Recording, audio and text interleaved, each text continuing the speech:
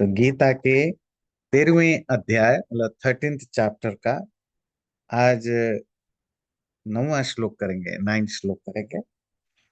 और जो चर्चा है, क्षेत्र और क्षेत्रज्ञ। क्षेत्र मतलब मैटेरियल चीज, क्षेत्रज्ञ मतलब कॉन्शस चेतन जो उसको समझता है।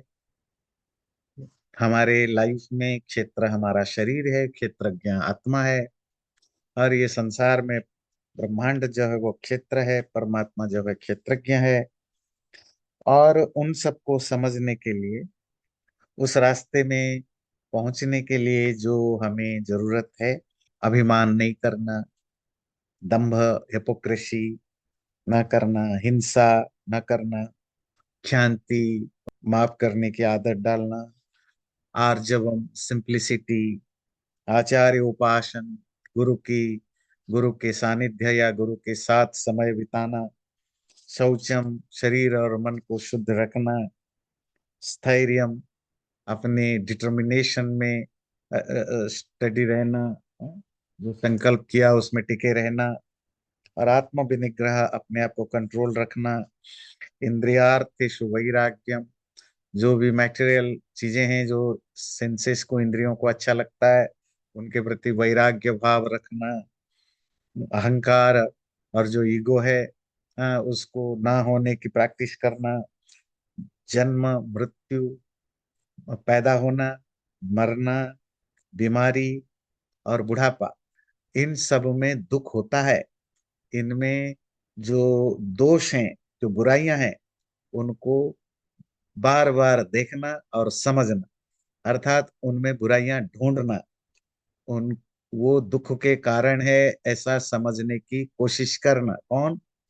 पैदा होना, मरना, बुढ़ापा और बीमारियां, ये हर मनुष्य के साथ जुड़ा हुआ है। और ये कितने दुखदायक हैं, इनको ठीक ठीक समझना ये जरूरी होता है। किसके लिए? स्पिरिचुअल जर्नी करने के लिए। यहीं तक हमने किया था। असक्तिरनभिष्वङ्गः पुत्रदार गृहादिषु नित्यं च समचित्तत्वम् इष्टानिष्टोपपत्तिषु। असक्ति ही, शक्ति मतलब आसक्ति, अटैचमेंट। ना शक्ति मतलब अटैचमेंट ना होना। अनभिष्वंग, किसी भी चीज के प्रति वो जो फीलिंग ऑफ माइनेस, ये मेरा है, इस तरह के भाव से absent रहना, कि ये मेरा घर है, मेरा परिवार है, मेरा है, ये मेरी संपत्ति है, आदि आदि। इन सब चीजों से दूर रहना। वो कौन सी चीजें? जिन चीजों से आपकी बहुत ज्यादा अटैचमेंट ना हो। पुत्र आपके संतान, प्रोजेनी, दार पत्नी, गृह घर, आदिशु वगैरह वगैरह एक्सेट्रा। मतलब वो चीजें जो आपको एक्चुअली बांध के रखता है। नित्यम च समचित्तत्वम, और नित्यम कॉन्स्टेंटली, रेगुलरली, समचित्तत्वम, आपके मन में समता, इक्वानिमिटी, एक जैसा भाव बना रहे। कब? इष्ट अनिष्ट उपपत्तिषु, जब भी कोई इष्ट अर्थात डिजायर्ड, जो आप चाहते हो ऐसा घटे, इच्छित, उससे सुख मिलता है। अनिष्ट, अनिच्छित, अनडिजायर्ड, जो आप नहीं चाहते हो ऐसा घटे, अर्थात दुख। सुख या दुख, इच्छित या अनिच्छित, डिजायर्ड या अनडिजायर्ड सिचुएशन में अपने मन को हर परिस्थिति में सम रखना, एक जैसे रखना। तो थोड़ा इनको डिस्कस कर लेते हैं, फिर अगला श्लोक पर चलेंगे। आपके पास अगर बुक वगैरह है तो आप देख सकते हैं। ठीक है। आसक्ति, जो आसक्ति का मतलब है वही शक्ति का मतलब है। आसक्ति आप समझते हैं, अटैचमेंट को कहते हैं। किसी चीज के साथ अपने आप को आइडेंटिफाई करना, या उसके बिना दुख हो, उसके होने पर सुख हो, उसके होने पर खोने का डर हो, ये सब चीजें आसक्ति में आते हैं, है ना। तो वो जो आसक्ति ना होना एक वन फैक्टर है, एक फैक्टर है स्पिरिचुअल पाथ पर जाने के लिए। और अगला जो है उसको थोड़ी ज्यादा क्लैरिफाई किया। अनभिष्वंग पुत्रदार गृहादिषु, ये जो ये मेरा है, इस तरह का जो भाव है, इसको आम लाइफ में तो हम अच्छी बात बोलते हैं, जिसको कहते हैं ना अपनापन। ये सोशल लाइफ के लिए, लाइफ में बहुत अच्छी चीज है। It's a good thing. पर क्या है कि जो चीजें सोशल चीजों में अच्छा है, वो सब स्पिरिचुअलिटी में बुरा बन जाता है। अपनापन है मेरा ना, मेरे साथ इसका कोई कनेक्शन है। और वो एग्जाम्पल दिया, क्या एग्जाम्पल दिया? पुत्र, पुत्र मतलब बेटा नहीं, संतान, प्रोजेनी, दार, दार मतलब पत्नी, वाइफ, गृह मतलब घर, आदि मतलब एक्सेट्रा। और इधर जो भी 50 चीजें, गाड़ी है, धन है, पैसा है, रिलेटिव है, पावर है, पोस्ट है, 50, देश है, रिलीजन है, कल्चर है, ट्रेडिशन है, जो भी जहां से भी हम अपने आप को जोड़ के देखते हैं, इन सब से अलग होना, ये जरूरी चीजें मानी जाती है उसमें। और नित्यम च समचित्तत्वम इष्ट अनिष्ट उपपत्तिषु। इष्ट घटे या अनिष्ट घटे। इष्ट क्या होता है? संस्कृत में इच्छ धातु है, ईश धातु, जिसका मतलब चाहना, त प्रत्यय। ऐसी चीजें जो मेरे हिसाब से घटता है, इच्छित, डिजायर्ड है। हमें कौन सी चीज अच्छी लगती है? देखो, अच्छा लगना, बुरे लगने का डेफिनेशन क्या है? इष्ट और अनिष्ट। जो हम चाहते हैं वैसा घट जाए, ऐसा घटे या उससे ज्यादा घटे, तो वो सुख देता है, अच्छा लगता है। जो हम नहीं चाहते हैं ऐसा घटे या उससे ज्यादा घटे, तो बुरा लगता है। तो जो चाहते हैं संस्कृत में कहते हैं इष्ट, जो नहीं चाहते हैं उसको कहते हैं अनिष्ट। इष्ट अनिष्ट समझ में आया ना? इष्ट का और एक बहुत बड़ा यूज होता है आजकल रिलीजियस कॉन्टेक्स्ट में, उसको कहते हैं इष्ट देवता। तो इष्ट देवता का भी वही सेंस है। जब हिंदू धर्म में फॉल डाउन हुआ, मतलब हम भगवान को छोड़ करके पौराणिक देवी देवताओं को ईश्वर मानने लगे, फिर उनमें भी हम बहुत सारे डिविजन्स करने लगे। अ, तो अब प्रॉब्लम हुआ कि भाई 1000 तरह के भगवान बन गए, तो किसको पूजूं किसको ना पूजूं। तब पिछले कुछ सैकड़ों सालों से एक नया वर्ड डेवलप हुआ कि इष्ट देवता। मतलब तुम्हारी डिजायर्ड गॉड कौन है? किस देवता तुम्हें पसंद है, किसको तुम पूछते हो, वो बताओ, उसका हम पूजा करेंगे। पंडित जी बोले, जी मैं अपने गांव की वो आप अगर थोड़ी सी आप रिसर्च करेंगे ना, तो ये जो बड़े बड़े मंदिर वगैरह के में मत जाइए।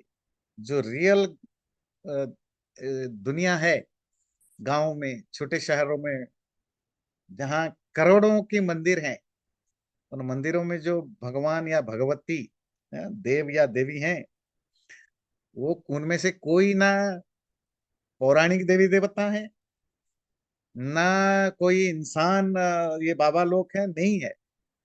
वो उनके गांव की, वो भी अजीब अजीब नाम उनके होते हैं। अपनी जो भी लोक भाषा है, उस भाषा में बड़ी उटपटांग नाम वाली होती है, क्योंकि उसके उस गांव की, सपोज वो कहीं पीपल के पेड़ के नीचे, किसी को लगा कि ये पीपल के पेड़ के नीचे देवी प्रकट हुई, तो उसका नाम दिया पिपलाई देवी। ये कौन सा मंदिर है जी? पिपलाई देवी है ये जी, 500 साल पुरानी है जी, मेरी इष्ट देवता पिपलाई देवी। अब कोई जा रहा था, देखा वहां कोई बिल्ली से कुछ हो गया जी, ये बिल्ली देवी। मतलब मैं जस्ट रैंडम, ये मजाक नहीं, ये सीरियसली।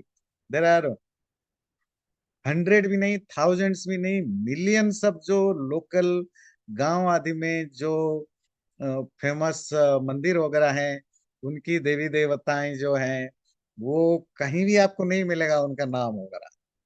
और लोग अपने आप को उससे आइडेंटिफाई करते हैं, जी मैं तो, मेरी भगवान तो वही है।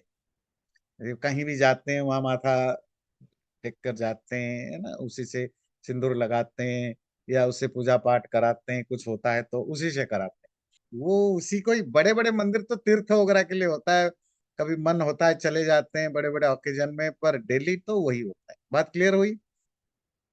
इष्ट देवता, तो इष्ट और अनिष्ट क्लियर हुई।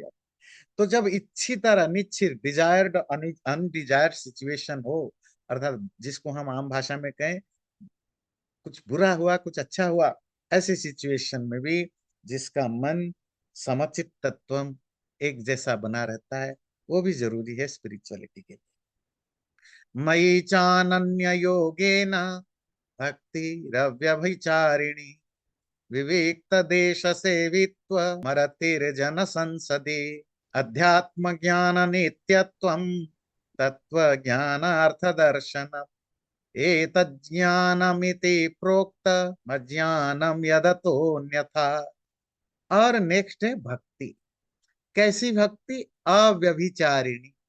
ऐसी भक्ति जो व्यभिचारी ना हो, अलग अलग जगह भक्ति ना हो, एक ही जगह पर भक्ति हो, एक्सक्लूसिव भक्ति हो, और अनन्य योगे न, और बिल्कुल फोकस होकर के एक ही चीज में भक्ति करने वाली। किसके प्रति? मेरे प्रति।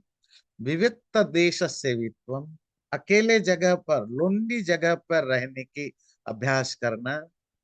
अरतिर जन संसदी, पब्लिक गैदरिंग में, अर्थात जहां ज्यादा लोग हों वहां आपका मन ना लगे, आपको अच्छा ना लगे, कि उस मार्ग के लिए जरूरी है परमात्मा के प्रति अव्यभिचारी भक्ति। व्यभिचार कहते हैं विशेष अभिचार, जहां आपकी डिवोशन या आपका प्रेम अलग अलग लोगों के प्रति हो एक साथ, वो व्यभिचारी प्रेम है। अव्यभिचारी, जहां आपका प्रेम एक्सक्लूसिव हो किसी पर्टिकुलर व्यक्ति के प्रति या किसी के प्रति। हिंदी में आप जानते हैं जो लंपट लोग होते हैं, पुरुष या स्त्री, जो बहुत सारे लोगों के साथ रिलेशनशिप रखते हैं, रोमांटिक रिलेशनशिप और फिजिकल रिलेशनशिप, उनको व्यभिचारी कहते हैं या व्यभिचारिणी कहते हैं। व्यभिचार का मतलब है यही है, बहुत चीजों में एक साथ प्रेम करते हैं। और भक्ति ईश्वर के साथ भी यही ही है। ये व्यभिचारी क्या? आपकी भक्ति कैसी होनी चाहिए? अव्यभिचारी। आपकी भक्ति एक्सक्लूसिव होना चाहिए ईश्वर के प्रति। पर हमें आजकल सिखाया गया वही सब के प्रति भक्ति कराना। पर आपके शास्त्र कहते हैं आपकी भक्ति उस भगवान के प्रति हो, और वो ऐसी भक्ति जिसमें कोई डिस्ट्रैक्शन ना हो, कोई और के प्रति वो भक्ति ना हो। भक्ति प्रेम को कहते हैं अव्यभिचारी। और अनन्य योगे न, पहली चीज है कि ईश्वर के अलावा वो भक्ति, वो प्रेम जो आप ईश्वर के, भगवान के प्रति कर रहे हो, वो और किसी के प्रति ना हो। और नंबर 2, अनन्य योगे न, और वो जो भक्ति हो वो बिल्कुल कॉन्स्टेंटली फोकस्ड हो। ऐसा नहीं कि थोड़ी देर हुआ, थोड़ी देर चला गया। देखिए प्यार को दो तरह से क्लासिफाई करिए। जो रियल प्यार जिसको कहते हैं, अब एक ही व्यक्ति से प्यार करते हैं, सपोज मेल या फीमेल को लेकर चलते हैं, पति पत्नी संबंध में आप कोई अपनी एक्स्ट्रा मैरिटल रिलेशनशिप नहीं रखते हैं, वो तो हुआ प्रेम भाई, अव्यभिचारी प्रेम। कि आपका प्रेम में खोट नहीं है, 50 जगह नहीं है, एक ही जगह है। अनन्य व्यक्ति क्या है? चलो आप एक ही पति या पत्नी से प्यार करते हैं, पर एक हफ्ते तक मूड खराब रहता है, खूब झगड़ा लड़ाई करते रहते हैं, एक हफ्ते तक खूब प्यार करते रहते हैं। मतलब आप और कहीं नहीं, आपका मन है उसी के साथ है, पर क्या है कि वो जो प्रेम है वो कांस्टेंट नहीं होता है। कभी तो आप उसकी बर्बादी के लिए बहुत कुछ सोच लेते हो, और कभी है कि उसके अच्छाई के लिए भी बहुत कुछ सोच लेते हो। ये जो फ्लक्चुएशन है, ये रियल लाइफ में बहुत होता है पति पत्नी में। यही चीज आप ईश्वर में ले आइए। क्या? ईश्वर के प्रति जो प्रेम या भक्ति हो वो अव्यभिचारी हो। मतलब वो किसी ऐसा नहीं कि 50 भगवान, 50 देवी देवताओं को, है ना जी, मैं तो ये भी भक्ति है, यहाँ भी भक्ति है। ईश्वर के प्रति भक्ति अव्यभिचारी हो, उसकी जगह और कोई नहीं ले सकता। और अनन्य योग्यता हो, अर्थात जब आप भक्ति करें या प्रेम कर रहे हैं तो उसमें वो कॉन्स्टेंटली कंटिन्यूटी बनी रहे। ऐसा नहीं कि 1 साल भक्ति हो गई, 2 साल जी गायब रहे जी, अब तो लाइफ में बिजी है, नहीं, तो लगा रहे। तो वो जो प्रेम की निरंतरता और एक्सक्लूसिविटी, ये दोनों जरूरी होती है जब आप भक्ति करते हैं। अगर आपके अंदर वो फ्लक्चुएशन है, या आप एक से बहुत चीजों में भक्ति करते हैं, का मतलब है कि आप अंदर से बहुत सारी प्रॉब्लम्स हैं। या तो आपको ट्रस्ट नहीं है, आप मानते नहीं हो कि कोई वो भगवान है जिसको पूज रहे हो, आपको डाउट है। या आप लालची हो, आपको भक्ति से ज्यादा आपकी स्वार्थ शायद ज्यादा है, आपको लगता है पता नहीं ये इनविजिबल चीजें हैं, हम मुझे तो पता नहीं कौन भगवान है नहीं है, चलो 5-7 जगह देख लेते हैं, जो भी लग जाए। आपकी स्वार्थ के कारण मोस्ट ऑफ लोग जो हमारी ऑब्जर्वेशन है दुनिया में, ज्यादातर समझदार लोग जो अभी करते हैं, ज्यादातर रिलीजियस लोग भगवान से ज्यादा सेल्फ सेल्फ इंटरेस्ट के लिए करते हैं। और वो भी self interest, not not in smart way, wrong way. Self interest होना कोई बुरी बात नहीं, जो स्पिरिचुअल पाथ पर जाते हैं वो भी सेल्फ इंटरेस्ट ही होता है कि मेरा कल्याण हो। उनको कल्याण से कोई लेन देन नहीं है, उनको पैसा चाहिए, उनको वो पावर चाहिए, उनको पोस्ट चाहिए, ये सब चीजें चाहने के चक्कर में, या अपनी लाइफ में कुछ मटेरियल फायदा चाहिए। वो मटेरियल फायदा अगर नॉर्मल वे में नहीं मिलता है, तो शॉर्टकट वे में लगता है कि भगवान से जुड़ता है। तो ये जिसको हमारे हिंदू ट्रेडिशन में आजकल बड़ी प्रचलित वर्ड है कि भाई मनोकामना है, अमुक भगवान के पास जाओ, जी आपकी सारी इच्छाएं पूरी हो जाएंगी। कामना पूरी, बताओ बच्चा तेरी क्या इच्छा है, जी जाओ अमुक भगवान की पूजा। तो हम सब इच्छा पूर्ति के लिए जाते हैं, इष्ट पूर्ति के लिए। क्या? और भक्ति तो यही है, अव्यभिचारी हो और अनन्यता वगैरह। तो और क्या बताया उन्होंने? विविक्त देश सेवित्वम। देश कहते हैं जगह, विविक्त लोनली प्लेस, जहां और कोई ना हो, अकेले जगह पर। आपको ये धीरे धीरे अभ्यास करना होगा। आप अकेले जगह पर रहना नहीं, एंजॉय करना। रहना तो मजबूरी होता है। अगर आप मजबूरी में रह रहे हो, तो आप कभी भी अकेले रहने को एंजॉय नहीं कर सकते। आपको वो तरीका अपनानी पड़ेगी कि you started to love to be alone, staying alone and being lonely, two different things. अकेला फील करना और अकेला रहना, ये दो अलग अलग चीजें। क्या फर्क है? अकेला फील करना ये एक मजबूरी है, मैं अकेला नहीं रहना चाहता हूं, पर बिकॉज ऑफ सर्टन सर्कमस्टांसेस मुझे अकेला रहना पड़ रहा है ना। मैं जॉब के लिए बाहर रह रहा हूँ, या मेरी फैमिली मेरे साथ नहीं, या मुझे कोई पूछ नहीं रहा है, मेरा कोई सोशल लिंक नहीं है, या मेरे परिवार नहीं है, या मेरे पास सब कुछ है, सब कुछ है, पर मैं अंदर से फील करता हूं मुझे कोई प्यार नहीं करता। मैं भीड़ में रहते हुए भी अपने आप को अकेला महसूस करता हूँ, मैं अपने घर में रहते हुए भी अकेला महसूस करता हूँ। सब कुछ का मतलब यहाँ रिलेशनशिप, सब कुछ होते हुए भी, मतलब आपके फैमिली है, एक्सटेंडेड फैमिली है, फ्रेंड्स हैं, सब कुछ है, उसके बावजूद भी आप अपने आप को अकेला फील करते हो। ये अकेलापन कंपल्शन है, मजबूरी है, मेरी इच्छा नहीं है अकेला रहने, है ना। और मैं जिनके बीच में रहता हूँ, मुझे वहां कनेक्शन फील नहीं होता है। वो दुखदाई है, वो दर्दनाक है, सफर कराता है। दूसरा होता है बीइंग अलोन। ये आपका अपना विश है, डिसीजन है कि मुझे अकेला रहना है, एंड यू एंजॉय दैट। आप अपनी आप जो अकेले हैं, लिटरली अकेले हैं, आप इसको एंजॉय कर। क्यों? इस आपका डिसीजन है, मुझे अकेला रहना है।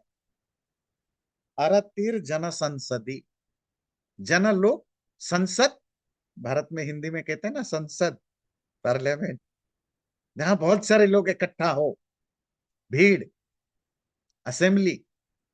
आपको भीड़ में, सभा समितियों में, असेंबली में, गेट टुगेदर में, पार्टी में अरति है, रति नहीं है, प्यार नहीं है, इंटरेस्ट नहीं है। आप डिसइंटरेस्टेड हो किसमें? पब्लिक गैदरिंग में। आप पूछेंगे भाई, अगर किसी व्यक्ति को पब्लिक गैदरिंग में इंटरेस्ट नहीं है, ये तो बड़ा बुरा सिम्टम है। इसका मतलब व्यक्ति बहुत ज्यादा डिप्रेशन में है। इसको तो साइकोलॉजिस्ट के पास लेने की जरूरत है।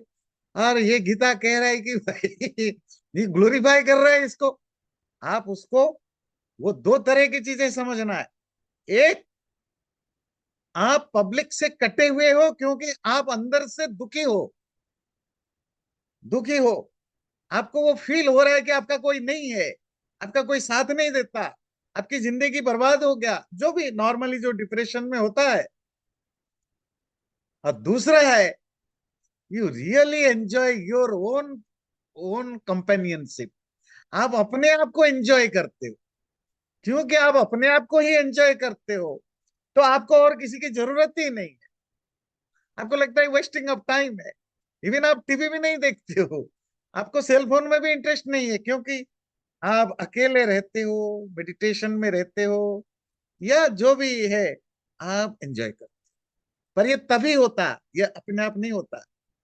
जब आप सो कॉल्ड अकेले होते हो, वो अकेले में भी आपके साथ कुछ जुड़ा रहता है।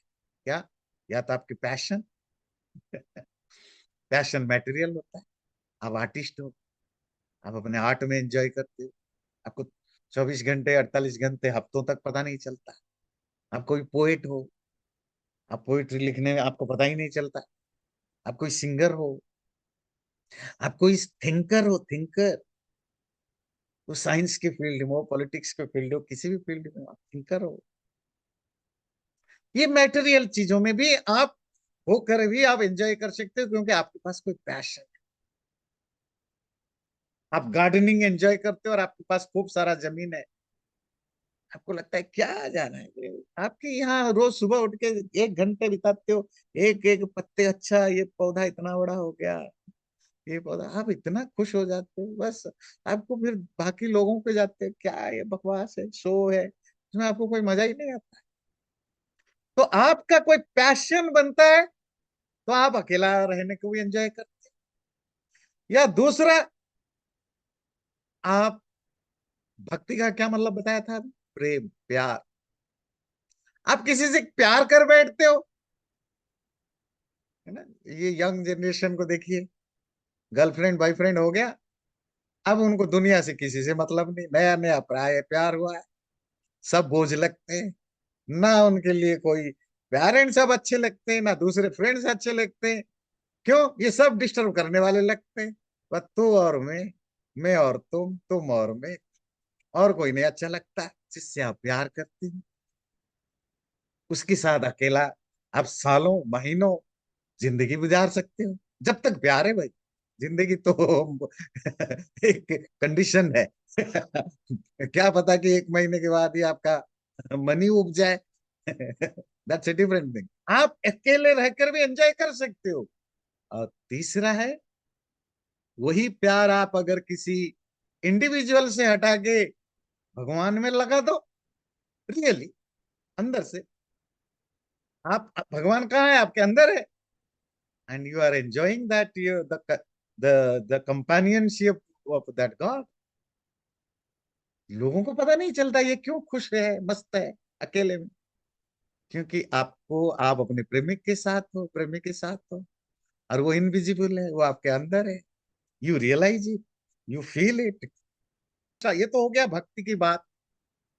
हमारे धर्मशास्त्र ये प्रिस्क्राइब करते हैं कि हर व्यक्ति रोज या हफ्तों में, रोज कुछ घंटे या हफ्तों में कुछ टाइम वो अकेले रहने की प्रैक्टिस करे। अकेले रहने का मतलब है एक्चुअली अकेले, मतलब नथिंग मीन्स नथिंग। कोई गैजेट भी नहीं, क्योंकि उन दिनों तो टीवी, लैपटॉप, फोन की था नहीं, तो ये बताने की जरूरत नहीं थी, पर आजकल ये बताना पड़ रहा है ना। भाई अब अकेले हो रूम, अब तो बच्चे सोचते, बच्चे क्या, अब तो बच्चों के माँ बाप, अधेड़ उम्र के लोग, वो भी सोचते हैं मैं, मुझे कोई डिस्टर्ब ना करे, मैं बस मेरे फोन में बैटरी रहे, बैटरी चार्ज ना खत्म हो जाए, रहे। वो उनको आप 10 घंटे तक बात ना करो, खुश है। छेड़ दिया बीच में, वो झंझना जाते हैं, दिमाग खराब हो जाता है भाई। वो रील की जो चस्का है, वो अकेले रहते हैं, पर वो अकेले फिजिकली रहते हैं, मेंटली इन्वॉल्व है किसी चीज, मेटेरियल चीजों नहीं। फोन नहीं, लैपटॉप नहीं, नथिंग, रेडियो नहीं, गाना नहीं, भजन नहीं, कीर्तन नहीं। मतलब ये नहीं कि चलो भाई आचार्य जी, चलो मैं तो फिल्म भी नहीं देखता हूँ पर मैं तो भजन सुनूंगा, आपका प्रवचन सुन लूंगा। नहीं, ये सब एंटरटेनमेंट है। वो किसी को फिल्मी गाने में मजा आता है, किसी को गीता प्रभाषण में मजा आता है, ये एंटरटेनमेंट है। आपको एंटरटेनमेंट सिर्फ और सिर्फ अपने अंदर ढूंढना है। वहां भी अकेला तभी व्यक्ति रह सकता है जो अपने आप को एंटरटेन कर सके। और वो एंटरटेनमेंट अगर एक्सटर्नल है फिर वो अकेला नहीं है। ध्यान से सुनिएगा, भजन सुनना भी एंटरटेनमेंट है, आपका मन बहलाते हैं। मतलब आप अब एंटरटेन कैसे करोगे? अपने आप से। आप अकेले हो, आंखें बंद है एंड आप मस्त हो। आप कहेंगे ये तो बड़ा मुश्किल है। हाँ मुश्किल है, क्योंकि हम हम उसे फैमिलियर नहीं है। पर यकीन मानिए, आज भी, इस टाइम पर भी, इट्स नॉट अबाउट हिंदुइज्म और समथिंग, दुनिया में ऐसे लाखों करोड़ों लोग हैं जो अकेले रह के एंजॉय करते हैं। वो डिप्रेशन में नहीं है, वो किसी तरह की मेंटल इश्यूज में नहीं है। मेंटल इशू तब होगा जब आप दुखी हो, खुश, आनंद, जिसको गीता के सेकंड और थर्ड चैप्टर में बोला आत्मरति, self entertaining. You entertain yourself, आप अपने अंदर ही ढूंढ लेते हो खुश रहने की। और करोड़ों लोग कर वो स्पिरिचुअल नहीं भी हैं, रिलीजियस भी नहीं है, still they know how to entertain themselves. और स्पिरिचुअलिटी के लिए जरूरी है, स्पिरिचुअल नहीं भी है, नॉर्मल लाइफ में जरूरी। लोग क्यों अकेलापन फील करते हैं? बुढ़ापा में बहुत ज्यादा फील होता है, क्योंकि बच्चे बाहर रहते हैं, पति पत्नी साथ रहते हैं तो ठीक है। जिस दिन कोई ना कोई स्पाउस को तो पहले जाना होगा, कोई पति पहले जाएगा, कहीं पत्नी पहले जाएगी, तो अकेला होता है। इतनी दर्द आप समझ नहीं सकते हो। वो व्यक्ति जितने दिन तक जिंदा रहता है, सब कुछ है अमेरिका में तो, सबकी सोशल सिक्योरिटी है, पेंशन है, सब कुछ है, पैसे की चिंता नहीं है। पर क्या है कि जिंदगी अकेला है। वो अकेलापन की फीलिंग है, ये उसका चॉइस नहीं है, उस पर थोप दिया गया है, उसके ना चाहते।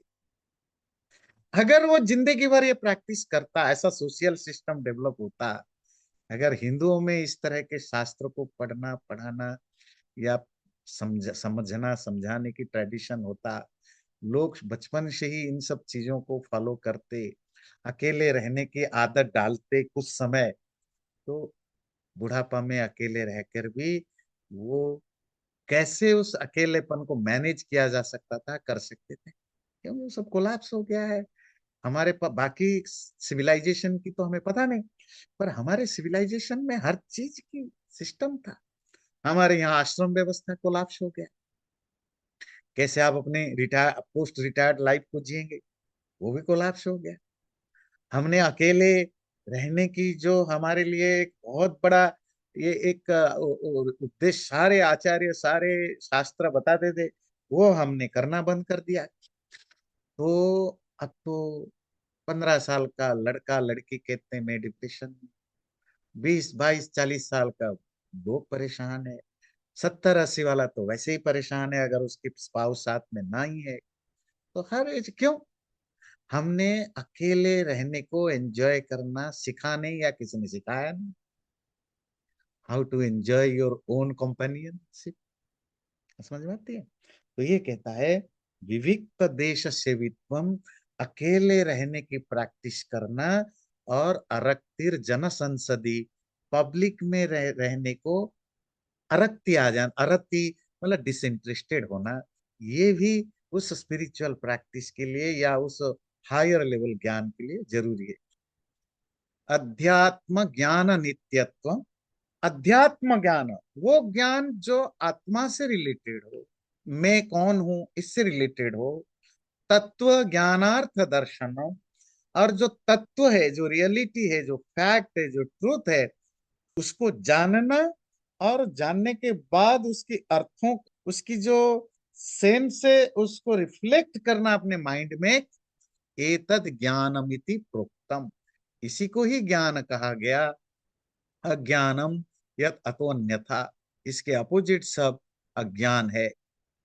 तो ये श्लोक स्टार्ट होती है, ये देखिए, ये जो टॉपिक स्टार्ट होती है नंबर 8 से,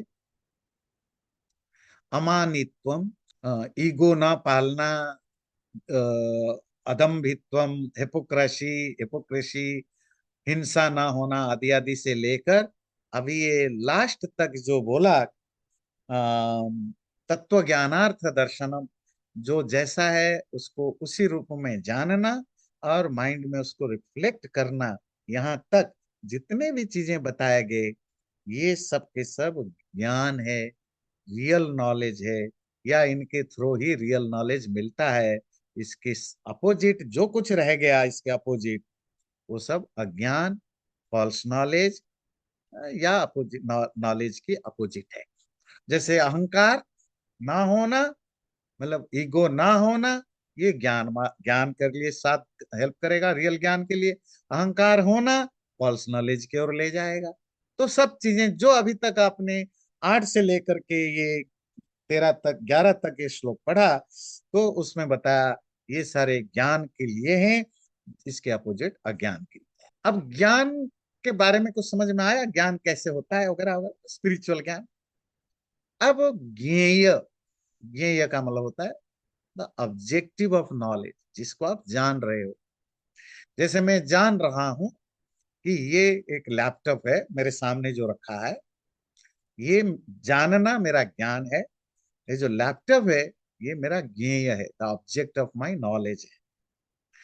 तो स्पिरिचुअल नॉलेज में ऑब्जेक्ट क्या है वो देखिए, ज्ञेयं यत्तत् प्रवक्ष्यामि, यत् ज्ञात्वामृतमश्नुते, अनादिमत् परम ब्रह्म, न सत्तन्ना सदोच्यते। ज्ञेयं यत् तत् प्रवक्ष्यामि, अब मैं तुम्हें बता रहा हूं। मैं कौन? श्री कृष्ण। तुम कौन? अर्जुन। अब मैं तुम्हें बता रहा हूं अर्जुन, वो ज्ञेय क्या है, द ऑब्जेक्ट ऑफ नॉलेज, जो जिसको जाना जा रहा है वो कौन है स्पिरिचुअल लाइफ में। यत ज्ञात्वा अमृतम अश्नुते, जिसको जानने के बाद तुम अमृत को, इमोर्टैलिटी को, अमरत्व को पाओगे। और कौन है?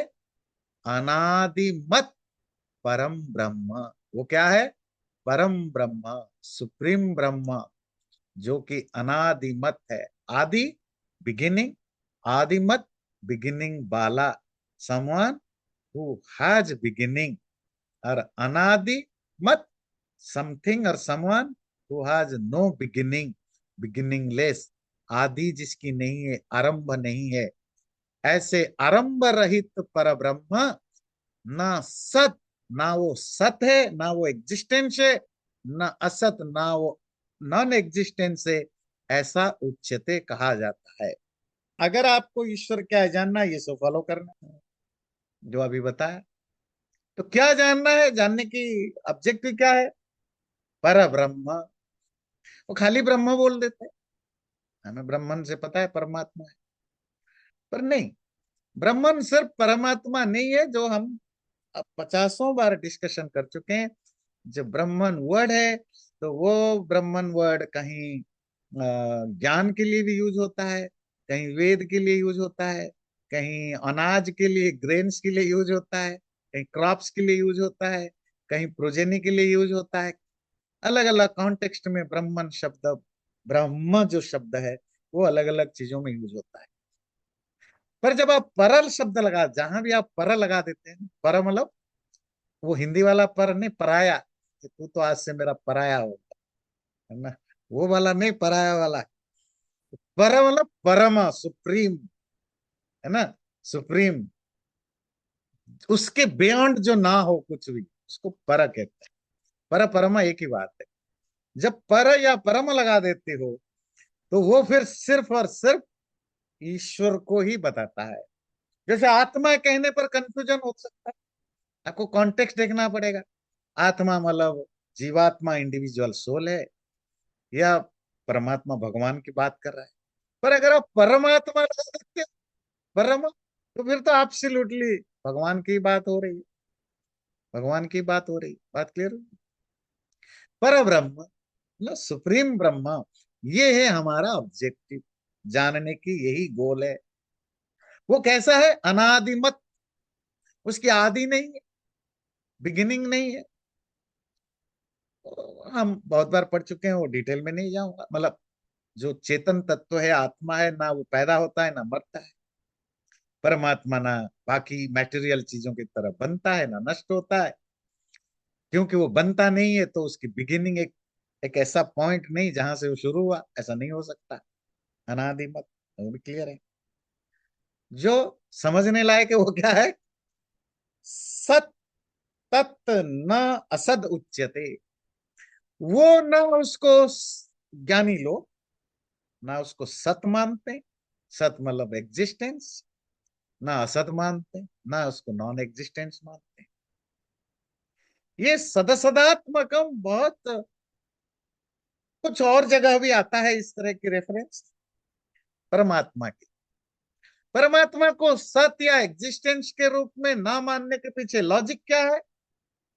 क्योंकि जो उसको रियलाइज करता है, वो वाणी उसके लिए, वाणी मतलब स्पीच, आपकी जो भाषा, वो कैपेबल नहीं है तो उसको एक्सप्रेस करने के लिए, प्रॉपरली कन्वे करने के लिए। और जो कुछ भी वो वाणी बताता है, जरूरी नहीं कि आप उसे कन्वे हो जाए, क्योंकि आपकी एबिलिटी कितनी है, आपकी बैकग्राउंड क्या है, आपकी संस्कार क्या है। और इवन आप मान भी लेते हो, वो तो आपकी ट्रस्ट है मेरे ऊपर, गुरु के ऊपर, ब्रह्म के ऊपर थोड़ी है। गुरु जी को मैं आंख मूंद के मानता हूं, तो गुरु जी ने बोला तो होगा सही।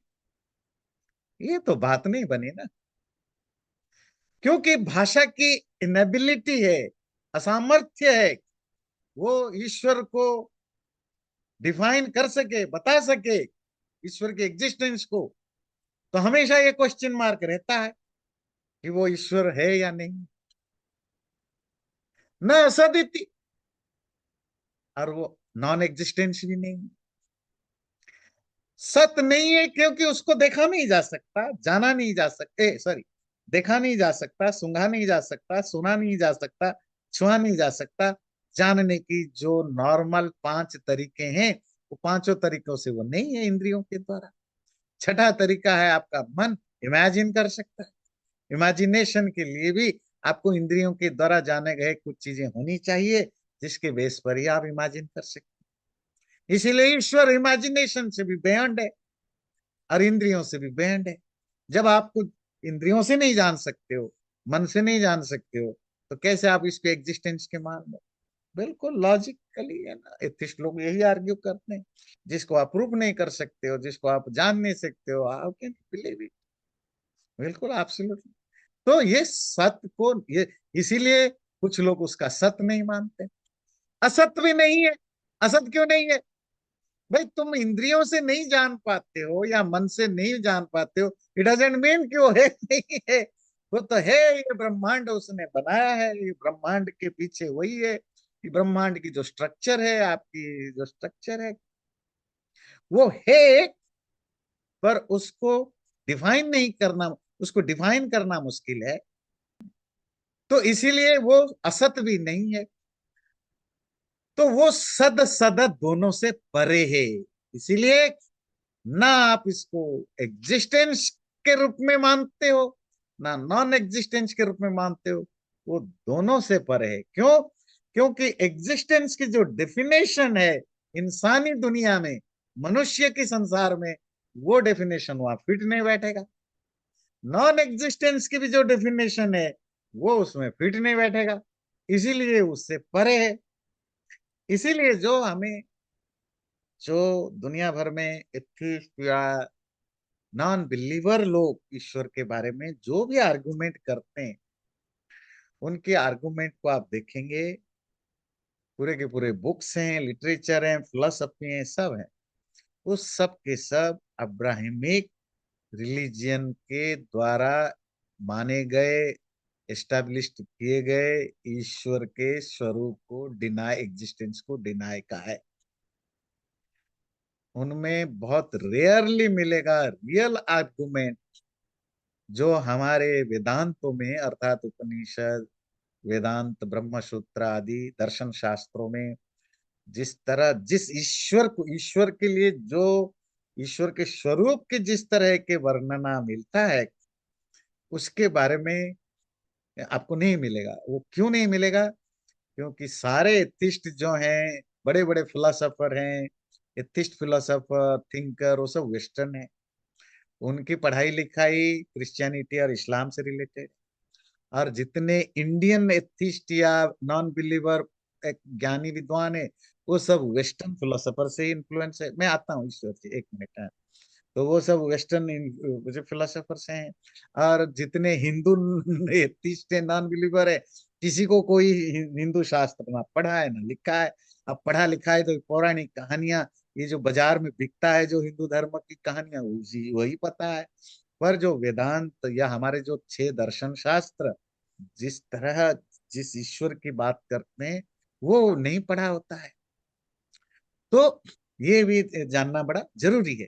तो वो तुम्हारे और मेरे लॉजिक में जिसको भी तुम एग्जिस्टेंस मानते हो, परमात्मा उससे परे है। तुम्हारे और मेरे लॉजिक में जिसको तुम नॉन एग्जिस्टेंस मानते हो, वो उससे पर है। तुम जिस तरह ईश्वर को प्रूव करना चाहते हो, वो भी तुम अपने वाणी से, लॉजिक से, जिस तरह डिसअप्रूव करना चाहते हो साइंटिफिक रिसर्च और लैबोरेटरी की थ्योरी से, ये दोनों वहां काम नहीं करता। उसकी अपनी मेथोडोलॉजी है जो हम योग सूत्र में पढ़ रहे हैं और वेदांत